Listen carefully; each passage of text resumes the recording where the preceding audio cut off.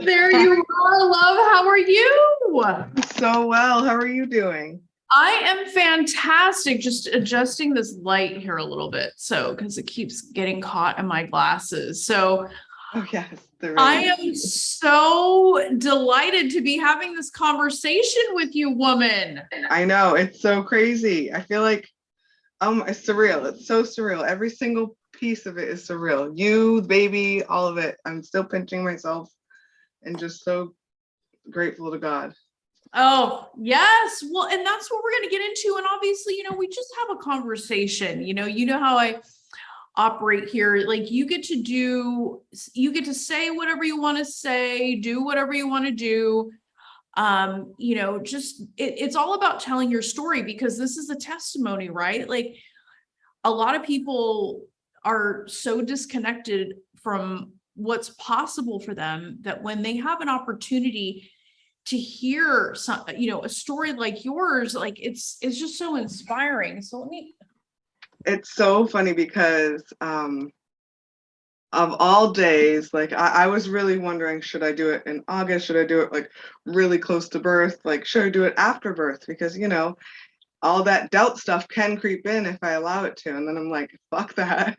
We're doing it at 23 weeks and right before this baby shower, one more milestone of excitement. Oh my goodness, look at that. Like I mean, like, all right. So Maria, let's just jump in. Okay. And let's just start by telling these ladies like how you found yourself on this journey. Before me and my husband were even married, we were dating for 2 years, but even before I met him, I've always wanted to be a mother. There's just this, since the first day I held my second cousin at like 8 years old, and I knew that was what I wanted to do. And it's just my biggest goal in life. There's nothing that could fulfill that more than birthing my own child. Being very clear with that, because I do have a godson now that is here, and I'm mothering and I'm parenting, but birthing my own child specifically and being very intentful in that's what I want. And my husband and I were dating for 2 years, and I couldn't even believe that I found like the one, and it all sort of worked out. He was everything I ever prayed for. And then he went to a British Virgin Islands trip with a family friend, and happened to be within that 2 weeks that he was gone, I started hemorrhaging and found out I had fibroids, and found out that, when you first find out you have fibroids, it's like, oh, well, what are you going to, well, I'll just go home and have babies, is what I said. Okay, like, just take the IUD out, let's have some babies, even though we're not married or anything like that. And they were like, oh, okay, and sent me home. And then I kept hemorrhaging, and for a full month I had this whole like traumatic thing going on where I wasn't sure, can I have babies? Do I need surgery? Do I take this Lupron that's going to put me into menopause and all this stuff? It started off very, very rocky because we were just looking to get married and start doing all this baby making after that. We hadn't even gotten to the point of engagement yet. And so then I had I ended up needing to have a myomectomy because they were pear-sized fibroids, 3 of them, and all kinds of other fibroids, like really all over. And the only reason why I went for the surgery is because I went for a second opinion. I think that's really important. The first people were kind of telling me I can do whatever I want.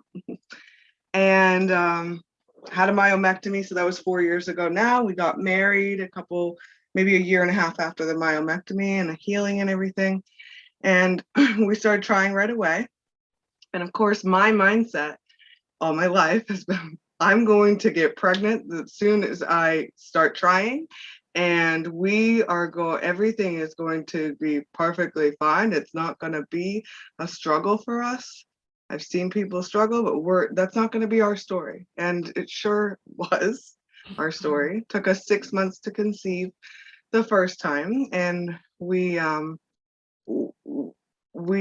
this was at the beginning of the pandemic, March 2020.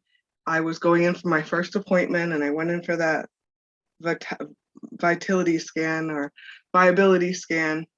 And they said, and I couldn't bring my husband at the time either, because they just started to lock everything down and do things like that. And they said, there's no heartbeat. And so I experienced that all alone, and my husband in the parking lot. And then I had to have the different procedures because it was a missed miscarriage. And so that miscarriage lasted, probably felt like 2 months of miscarrying, because the DNC didn't work and so on and so forth at first. And so from there, we tried for another full year before I said, all right, God, I surrender again. Like, what do you want me to do? How do we do this? I'm not doing it. It's not happening on my own. There are underlying issues. Why do I have fibroids? Why do women get fibroids? Why? I just knew there was something down under that was causing a lot of the bumps in our road. And I made my way to a naturopath, and I started acupuncture and chiropractic work for a full year, and that nothing happened. And then finally they started referring us to IVF after my husband had been checked and he's all good and everything's great. They referred us to IVF, and we went into the office, and I said, this isn't it. This is so cold and steel. And there were, at the time in the middle of the pandemic, there was nothing on the walls. It was like meant for me to walk in at that time, where it just felt not like a mother's nest, like I would think an IVF clinic would feel like, or at least aesthetically look like. It was just, we were walking from one room to another in the hallways, and like the first consultation, I think we went in 3 or 4 different rooms in that one visit, and my husband sat there like this, didn't say anything the whole time. And so the vibes coming between the both of us, and we walked out and we were like, okay, $22,000 for an IVF treatment that could or could not work, or $3,500 for a naturopath. What are we going to do? And I was like, you see what I mean? We could do this path, or we could do this naturopath path. And my husband and I started down that path, and I've never looked. It's been the turning point. You know what's interesting about this, Maria, is that it wasn't, the sticker price may have given you a shock, but the part that I think is more interesting and more influential here is that you felt it wasn't right for you. So, because if it felt right to you, you probably would have done it. It wouldn't have mattered. You're a woman that wanted to have a baby since she was 8. You're not going to be bargain shopping. All right. Yeah, exactly. But I think that's really powerful what you're pointing out. You just knew it wasn't for you. Mm-hmm. I knew that I knew that I was going to have a baby naturally. And I also knew that going into that office was part of the process, though, especially for my husband and I together, to go and see, okay, this is where the OBs are sending us for the next steps.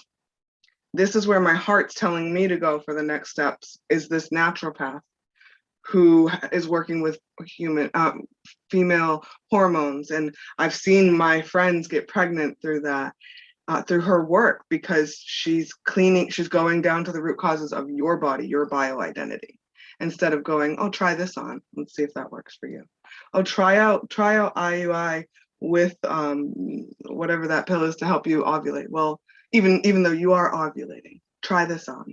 It wasn't like that. And I didn't even see the doctor until, I hadn't even seen the doctor, and I had answers as to my food sensitivities, what was going on in my gut, and a lot, my thyroid, things that nobody's talking about while you're trying to conceive, that are so important, like so important. So if I didn't go to the IVF doctor, and get this, Rosanne, the IVF doctor looked at me and my husband and was like, oh, have you heard of this naturopath? We really recommend working together with them when we're doing IVF. And I said, Benny, that's the naturopath I've been talking to you about. And we walked out of the office, and it was a no-brainer, because there was another avenue. God had something else laid out for us, but we needed to make that pit stop and feel those feelings. Yeah. And I love that. I mean, like it's really cool that you were listening to your heart, you were listening to your instincts, you were listening to those pings, that you were getting. And sometimes that's how he speaks to us, is through this, like, something doesn't feel right for me. This feels off. And it's not even fear. It just feels off. Right. And that's really phenomenal. And I love that.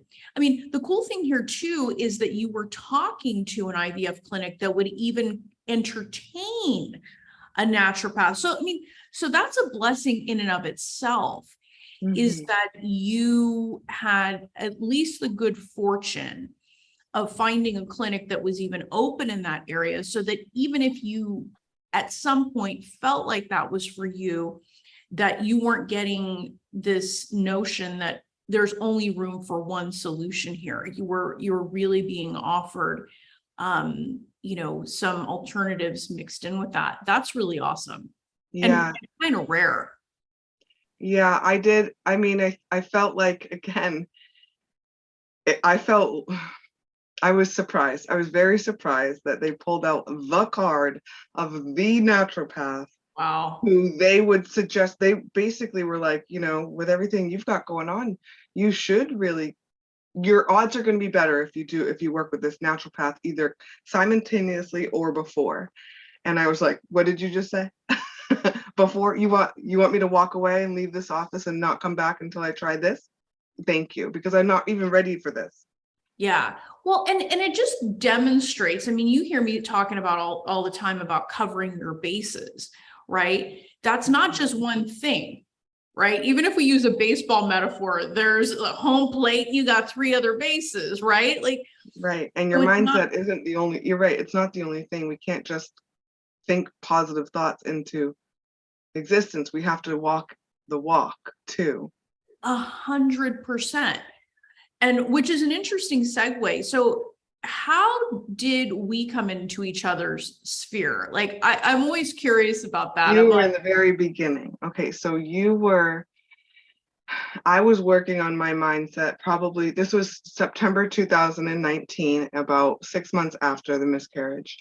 And I believe that I found you that summer, and I started listening to you talk about mindset. And then I took another leap and was listening to Abraham Hicks and her stuff about, just the power of attraction, essentially. And so combined, I was listening to both of your podcasts, obviously a lot more obsessed with what you were saying, because it was so relevant to me specifically and being on this trying to conceive journey. And I started changing my words too. It was a going to conceive or, a journey to my child. I'm not going to stick in this trying position forever. Beautiful. And so at that point, I started working out, and I started the acupuncturist, and I got myself a coach, and I was really doing a lot of things to also help me not be so obsessed with conceiving. But I've always come back to you in your podcast, in your book, and what it's saying about basically anybody can say this is happening to me. I can even have hard evidence that this is happening, the fibroids or a miscarriage, but that doesn't mean that I'm not allowed to choose to pick back up and keep going. I'm not allowed to choose a different path today or tomorrow. And I've always been one to say that if you don't believe if you don't believe something's going to happen, it's not going to happen for you, because you're not going to even see the opportunity. So if I didn't believe that I naturally could have a baby, I would have written off this naturopath over and over again. No matter how many friends had babies with her, no matter I would have just written off all the things, because I would have believed that they're not possible, and just kind of sat back and said, woe is me. But I'm not like that. And then plus your podcast really empowered me to say so many things. It's not just the fertility journey that your message hits home for me about. It definitely hits home for me about freedom keeping and even autonomy and our journey on the people that we are interacting with on this journey can sometimes go against your own values. So you have to stand tall and be fierce and fearless. And the faith over fear thing has been what I've preached myself since 2020, March 2020, when things started locking down and I had a miscarriage. I was like, no, I'm going to be faithful. This is going to happen. I'm not going to stand in fear that this is it to my story. And the thing is too, is yesterday I had my 23-week ultrasound, about 23 weeks and 5 days. And they said, oh, she's about a pound. And I'm like, oh, great. Because that, based on these 6 books and these 3 apps, and she's right on mark, isn't she? And one of these books you guys gave me, didn't you? And then they're like, oh, well, but she's not really percentile wise. We're going to need to do more ultrasounds. And I thought to myself, okay, like I start, like all the doubt starts creeping in. Literally, I'm like rebuking the devil in the moment. And I'm like, but why? Like, that doesn't make any sense. Your books say this says this. She's 1 pound. I'm 23 weeks. Oh, well, she should have been pound at 20 weeks. I'm like, maybe I should have a new sonogram technician. That's what I'm thinking in my head. Maybe I need a whole new practice right now, because you're contradicting yourself. And I'm so well aware of every single time I've had my period and all the different symptoms I've had. And now, of course, going through this pregnancy, I'm so in tune. I'm so in love with being in tune with my body, my thoughts, what's happening around me. And you're saying she should be a pound, but you're saying she's underweight. And yesterday I said, oh my gosh, should I call Rosanne? Should we wait? Because I'm emotional, I'm full of it. And no, I'm actually have so much faith, and I am so empowered that's today's the day that I should come on and I should talk to you, because I'm still at 23 weeks pregnant, still having to push the doubt, the negativity, and the clown car, what you say, all of it aside, because this is a woman, and I say, what I mean is there's a man-made machine that's telling me my baby's not in this certain percentage, but she is 1 pound. We are 23 weeks. Her heart is so strong. They can't get the pictures they even want using the machine that they're using to judge my baby. Like, this is another throw to try to get me to like be stressed out and carry stress. And I'm not doing that. I'm faithfully downstairs putting my crib together instead. Yeah. Oh, I mean, you have no reason not to, and I love what you're sharing here, Maria, because everybody has this notion, that, oh, well, once I'm pregnant, all of my problems go away, right? Like, I don't have to deal with this mindset stuff, because as soon as I see those 2 pink lines, I'm going to have a Sound of Music moment in the baby aisle at Target, right? We're just going to not a care in the world.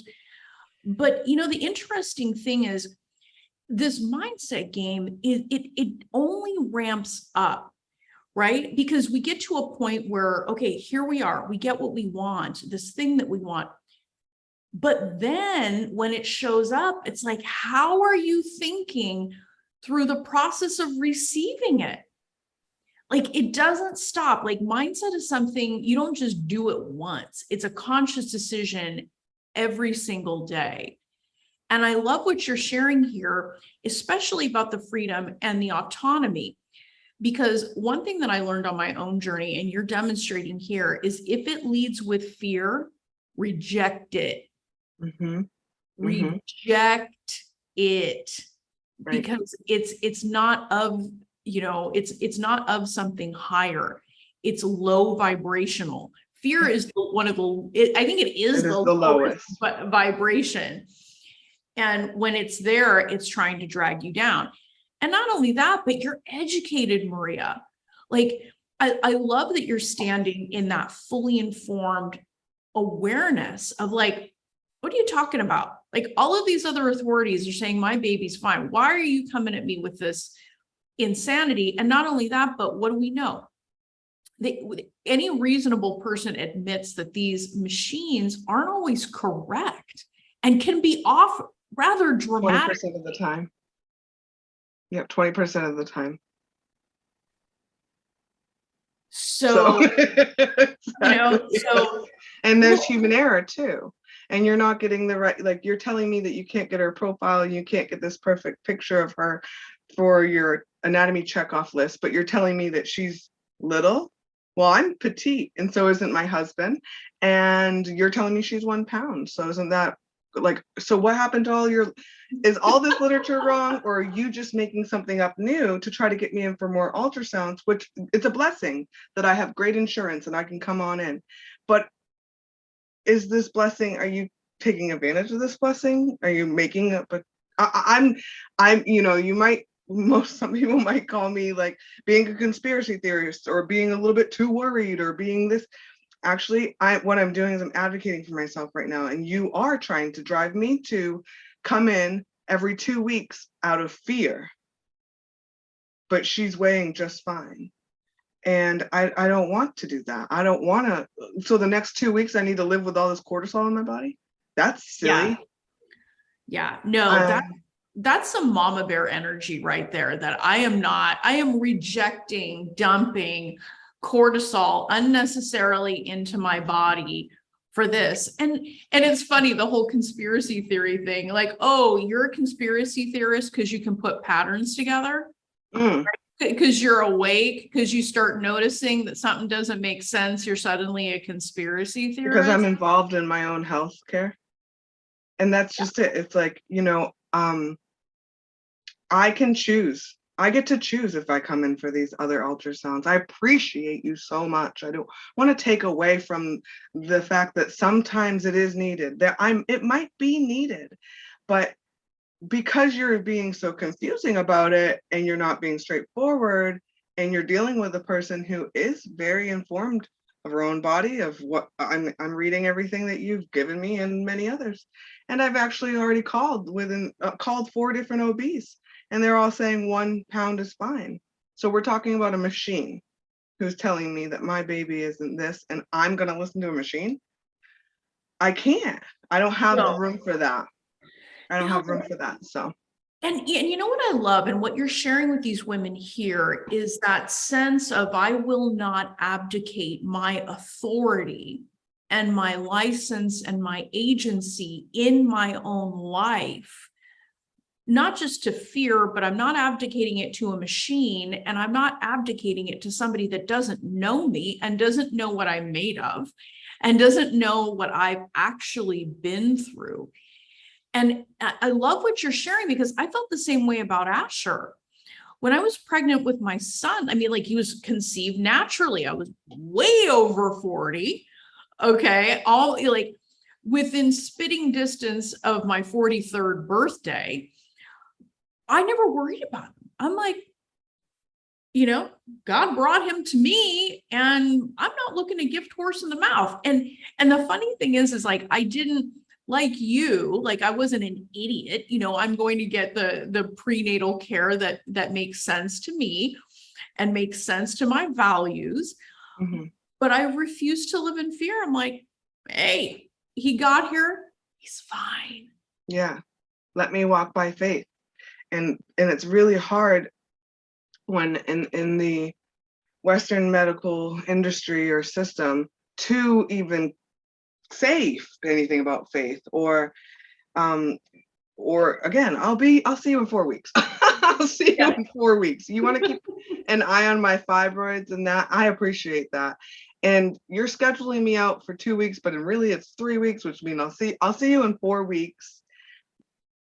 And yeah, or else maybe I'll just change practices too, because I'm not going to be, all of a sudden I've come this far, and then all of a sudden I'm going to turn into this like fearful, meek, worried, freaking out person. No, absolutely not. Right. Absolutely not. And I'm not going to deliver those feelings to my baby. And she's moving, she's kicking, she's growing, she is here. She's And rocking and so, rolling.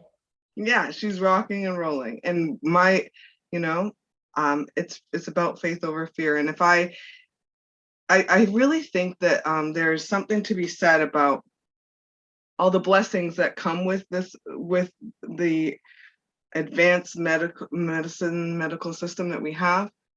They are also sort of a little bit of curses, because then they can get you worried about stuff that doesn't necessarily need to be worried about, or that basically that God wasn't meant, you weren't meant to see. The womb is a place for magic to happen, not for us to go in and especially mess with, like when, especially I feel especially this way because it's taken so long to get here, and we are here, and baby is here, and now I'm just definitely not letting anybody mess with it. I love going in and seeing her picture, and I love hearing her heartbeat, and if I get to hear it twice a week, 2 times a week, or every 2 weeks, that's exciting and also precious, and I'm grateful for it. But God's still working, you know. Yeah, I love that about what your message is here, Maria, because what you're really saying is a kind of a yes and.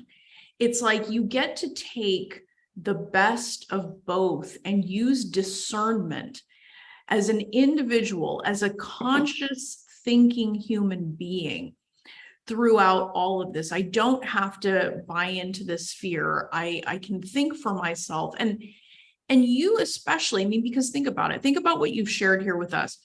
You had fibroids, you had a myomectomy, you had miscarriage, you had a lot of stuff that was going on in your world that could have really shaken you to the point where you couldn't walk by faith, where maybe you acquiesced to thinking that, okay, maybe I'm wrong, maybe my heart is wrong, maybe what I feel is wrong. Share a little bit about, like, what made you really lean in to what you knew? What gave you the bravery to really stand in, I'm doing this my way, I'm going to be trusting my heart? Because everyone wants to know the how, Maria. How What did really Maria do it?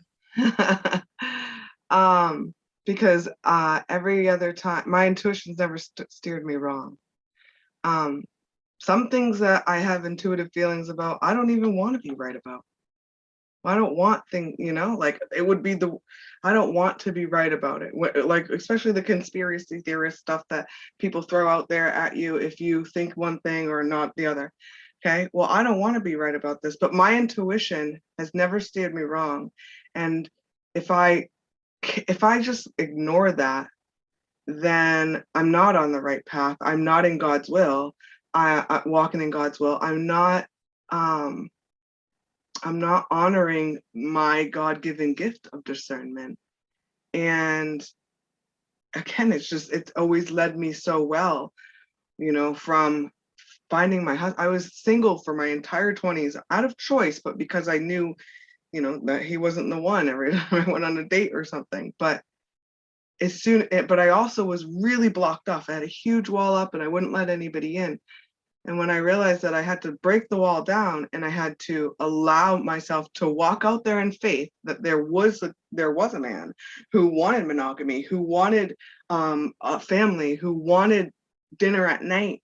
It was out there. It was 3 months in to that belief and that mindset that my husband showed up in my life. And that has happened over and over and over again, including with this conception. When I, in March this year, when I conceived, I had a couple things that happened to me that I'm really happy I'm remembering to share right now. One of them was, I have a lot of friends named Sarah, like 3 really close friends named Sarah, who 2 of them have been friends with me for like 20 plus years.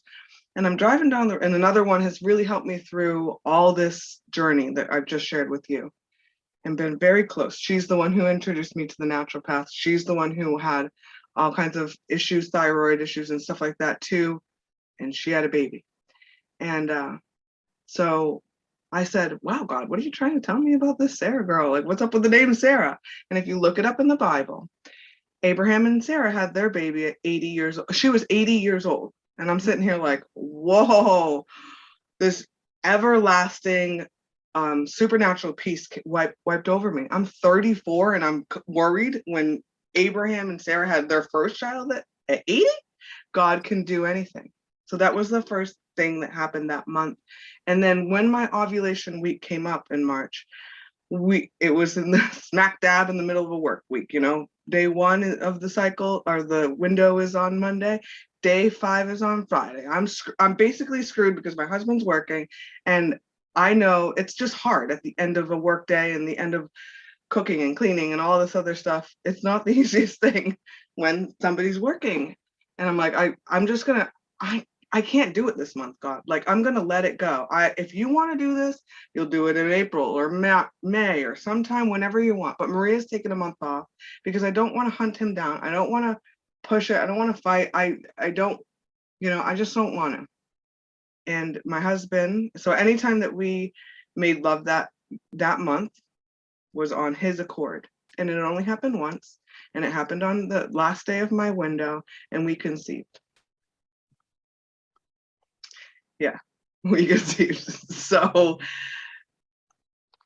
like, again, the supernatural peace combined with, it's okay, take a month off, relax. God did his work. And I mean, I've got goosebumps talking about it because, it's that type of faith that goes along with this fearless mindset. Like, why would I be worried about a month when I've been doing this for 2.5 years? Like, obviously you should take a month off of hunting him down. That's what I call it. Getting him in here right now, doing it every other, leading up to ovulation day. And that month when we found out too, it was another, there was something else that happened. I'm a freedom keeper. I'm a freedom fighter. I pretty outwardly voiced that our freedoms are very important to us here in the United States, and we're so lucky, and so on and so forth. Well, my brother was in the Army, and he had to leave the Army because he refused medical, experimentation. Yes, thank you. He refused it, and he was left in South Korea, and I started advocating for him, trying to get him out of South Korea because they had kicked him out of the Army but left him there.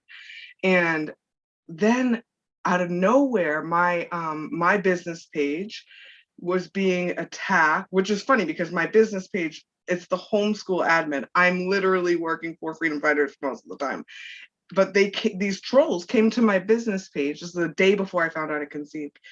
And they were like, just really going at me. And it was kind of funny because the things they were saying were ridiculous, but it was kind of not. And I said, wow, God must be doing something. Like, literally, I'm like, God must be doing something huge for all this stuff to be coming at me. It's very heavy work to advocate at all for anything, but to advocate in a world who's back and forth with each other. And it's my brother. I was like, I have to take this on. It's my brother. If I can advocate for strangers, I can do it for him. So that was on my shoulders, plus these trolls. And I was like, okay, I'm just going to keep on doing my work and keep on, having faith and not get all upset and worried about this. This is the devil sending a bunch of crap at me, fear, doubt, negativity, so that I will break my faith. And I'm like, no, he's up to something. God's up to something good. The next day, it was day 32, day 28, there was no 2 lines. Day 32, there was 2 lines. The day after I did all that work for my brother's advocacy, and I had these people being ridiculous on Facebook. So again, it's just, you have to be aware that there's a paradigm everywhere we go of good and evil, and like your faith, just stay focused on that goodness that you have right in front of you. There's always one more step to take that you can take that isn't fear-based. And you'll know if you're in fear because you'll be kind of frozen, or you'll be fighting, or you'll be you're in that fight, flight, or frozen stage. And it's not a place to be. You keep moving forward with faith. Wow, that really blows me away, Maria, because when you think about it, and a lot of times, I mean, people say this in a lot of different ways, you know, it's when you're under attack most that something really good is afoot, right? It's like, you know, and doubt is so corrosive, right? Because when doubt gets its hooks in you, then, you know, you have this cascade of crazy. But having the presence of mind to stay present like you did and stay focused, know that you were on the right path. You may not see it, right? You may not see any signs of it, but you're willing to trust it and allow yourself to do the things that are in alignment with your own values. It doesn't surprise me that you didn't see the 2 lines on day 28, but you did see them on day 32.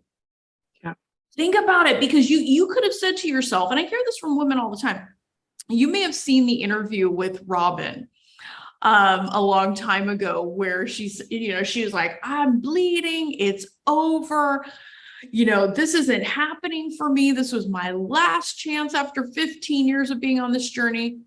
Her daughter just turned 1. Yeah. I mean, it's crazy how, you know, the power of being willing to see beyond your senses and be, you know, not be confined to what we can see in front of us. Right. And so easily, just coming right back to today and the ultrasound yesterday, so easily I could be like, oh, this is what they're saying, and I can't see what's coming forward. So I must clam up and just like walk around crippled all the time and worried and stuff my face trying to get this baby to like, no, because I don't even stress eating either. Like, I need to be nutritionally feeding my body, nutritionally feeding my mind, nutritionally walking through these days that I have ahead of me.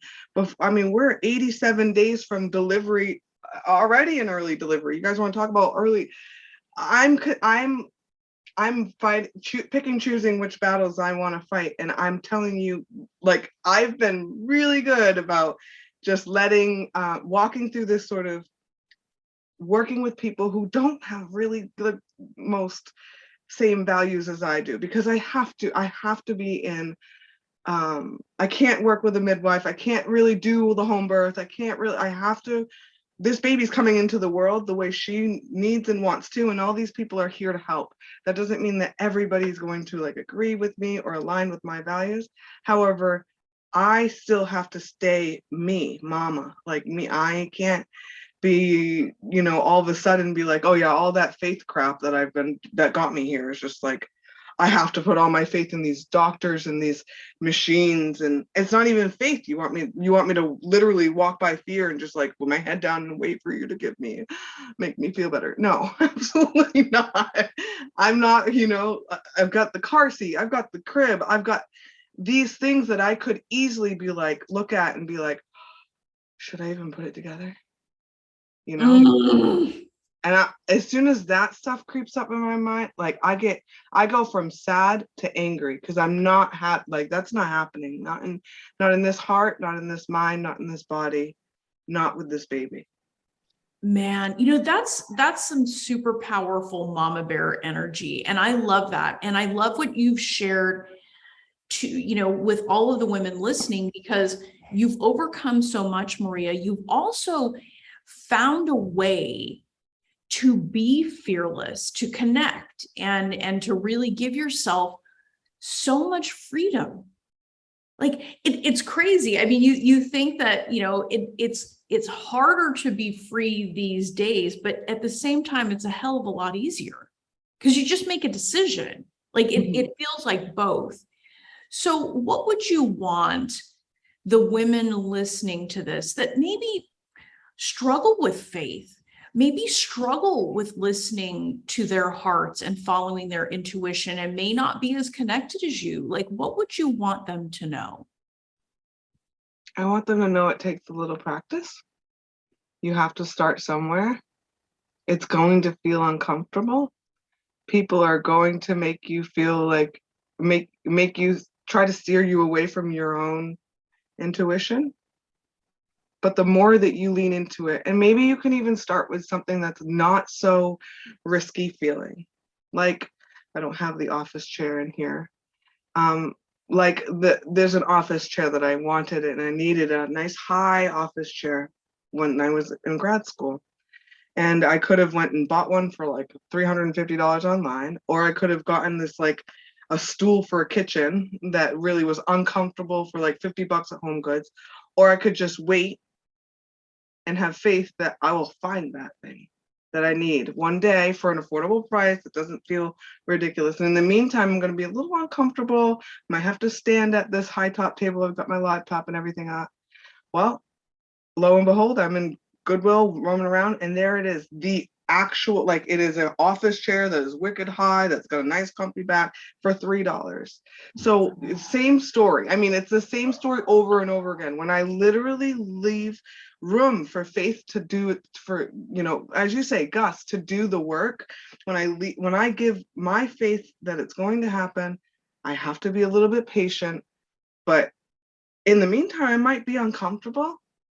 It can, you know, something will show up for you that you'll go, oh my gosh, that's what I've been waiting for. Oh, I have the same exact story with this Moses basket that someone just brought over. I had a crib and a bassinet and a Moses basket on my mind. This Moses basket is so cute, so beautiful. But then I started getting practical. I'm like, okay, I got to take the Moses basket away. I just can't buy it. I can't ask people to buy that for me when I need the crib and I really want the bedside bassinet.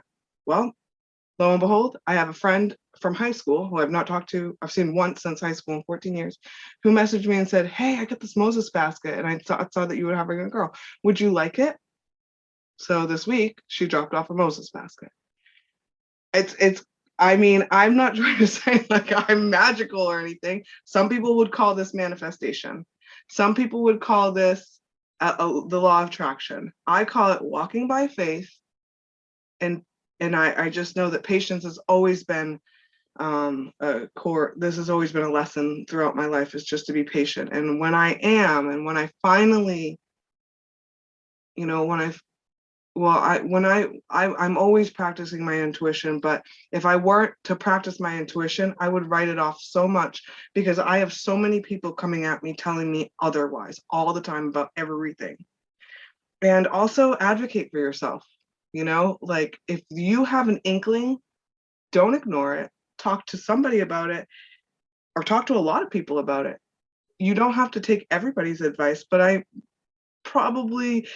would say that there's 90% of the time, what you're feeling inside, especially about your own body and your own life and your own path, like you say, is meant for you, is a message for you. It's a step, a guide to the step in the direction that you ought to be going. So don't be afraid to voice it and seek it out so that you can find it. Because if you don't believe it, you're not going to see it and you won't find it.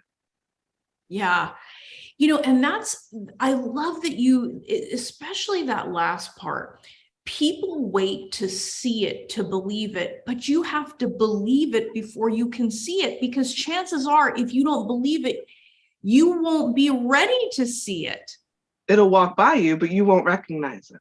Exactly. I mean, like, if we use this Moses basket thing, like, if you were not tuned in and seeing that God, universe, source is constantly giving to you, you might have just been like, you might have looked at that message and said, I haven't talked to that person in 14 years, but, you know, and just kind of like, she's got dogs, or yeah, like, that thing's not even, that's longer than what I wanted.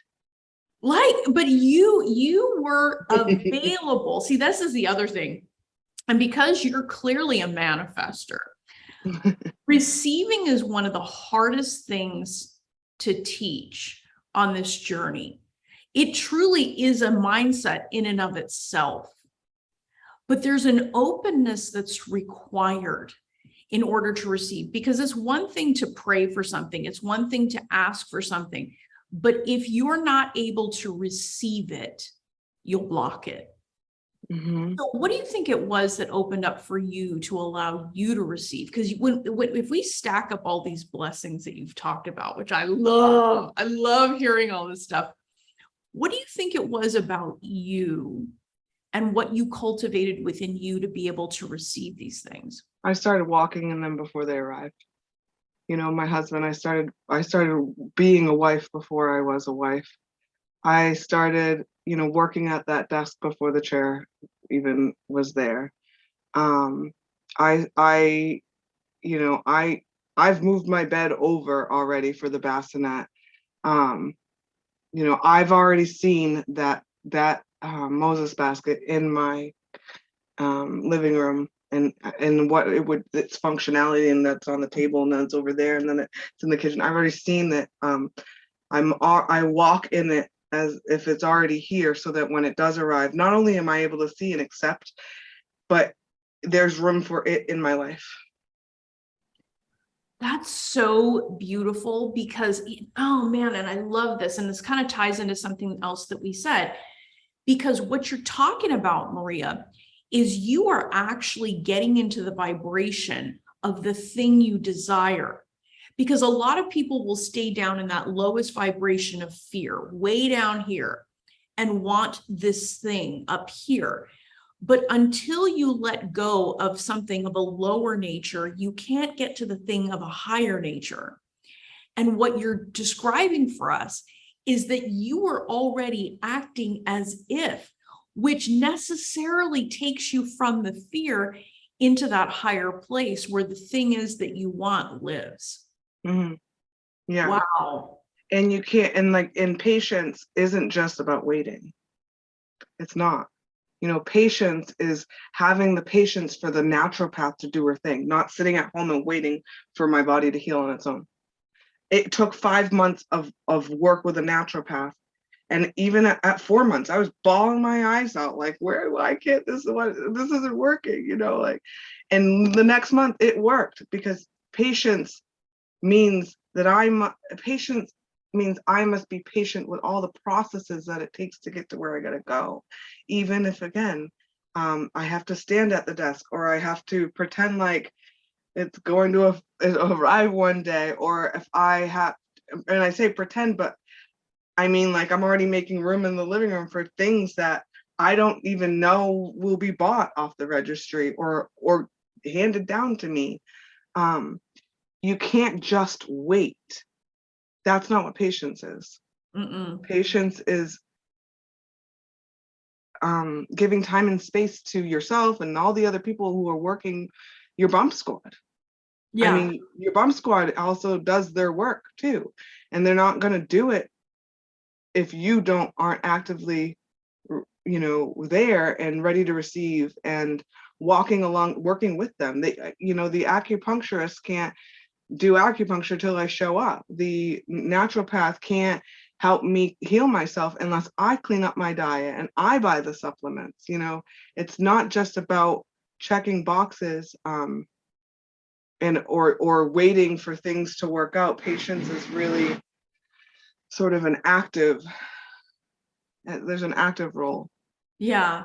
Oh, and I love that. And Faith the without, surrendering too. yeah. Well, and surrender is actually fairly active as well, because you don't just lay on the couch one day and like, okay, my baby's going to come. Like you're consistently doing the things that you know you must do in order to welcome this thing that you're calling in. Wow. Maria, I'm just so glad that we had this conversation. I couldn't be happier for you. And when you messaged me and I looked, I'm like, oh my gosh. I mean, of course you did. I couldn't help myself. Yeah, I mean, of course you did it. It's been on your heart. And I think now one last thing that I'll say, which I want to pull in from something you said in the very beginning, is you've known since you were 8 that you wanted to be a mom. And you really could have abandoned that and thought to yourself, well, I have fibroids. I've had to have a myomectomy. I've had a miscarriage. Maybe I'm wrong.